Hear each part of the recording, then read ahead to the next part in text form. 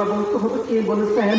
আল্লাহ পাক ডাকবে বলে ইন্নামাল মুমিনুনা আল্লাযীনা ইযা যুকিরাল্লাহু ওয়াজিলাত কুলুবুহুম ওয়া ইযা তুলিয়াত আলাইহিম আয়াতুহু যাদাতুহুম ঈমানান ওয়া আলা রাব্বিহিম ইয়াতাওয়াক্কালুন। আল্লাহু আকবার।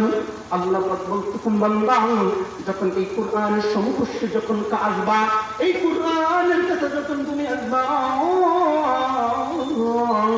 এই কোরআনের কাছে আসার কারণে আমি মালিক তোমাকে ধরে হেদায়েতের মালা পরিয়ে দেব। সুবহানাল্লাহ।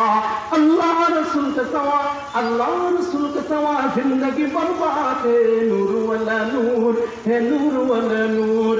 सारी उम्मीद को कैसे नूर लिखागे, सारी उम्मीद को कैसे नूर लिखागे, नूर वाला नूर, हे नूर वाला नूर। সকলে চিৎকার মারে বলি আল্লাহু আকবার।